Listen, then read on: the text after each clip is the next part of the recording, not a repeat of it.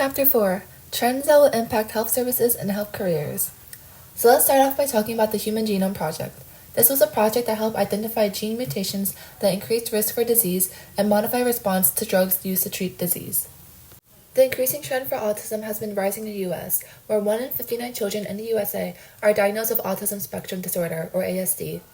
Children with ASD are treated by a team of health professions, including occupational therapists, speech therapists, and applied behavioral analysis, or ABA therapists. However, new technologies make it possible to identify genes for brain diseases such as Alzheimer's, Parkinson's, epilepsy, ASD, and other psychiatric disorders. One really important factor regarding healthcare are social determinants of health, or SDOH. These are non-medical factors that affect health, such as a lack of access to stable housing, nutritious foods, employment, education, personal safety, or reliable transportation. SDOH influences the delivery and outcomes of healthcare, as well as the cost of healthcare. The length and quality of life are determined by clinical care or access to high-quality healthcare.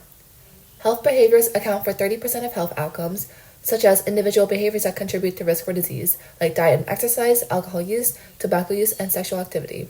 40% of health outcomes are attributed to social and economic factors, such as a lack of access to stable housing, nutritious foods, and personal or family support. 10% of health outcomes are determined by physical environment, such as air and water quality. Here are the overall percentages for health outcomes. Centers for Medicare and Medicaid, or CMS, innovation programs were designed to improve the quality of healthcare while controlling costs. Payment to hospitals is based on value-based care, and Medicare reduces payments to hospitals if the readmission rate of those patients is excessive. A hospital readmission rate is basically a situation where you were discharged from the hospital, but you wind up going back in for the same or related care within 30, 60, or 90 days. High hospital readmission rates are usually due to unmet social needs, like homelessness, food insecurity, or access to transportation. The American Hospital Association, or AHA, demonstrated that the patients with the following characteristics had higher readmission rates. 1. Racial and ethnic minority. 2. Limited English proficiency. 3. Low health literacy. 4. Disability.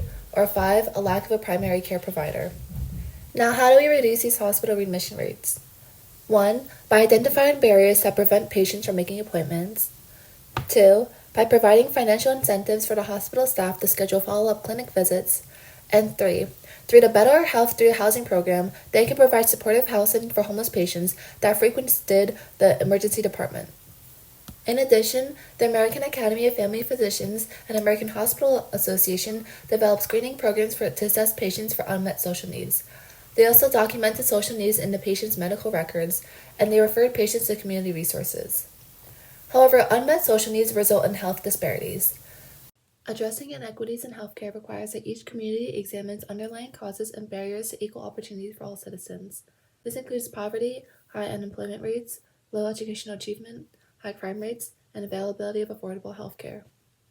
However, policies at the national and state levels can remove some of these barriers. CMS has allowed Medicaid health plans to cover the costs of non-medical services like food and transportation.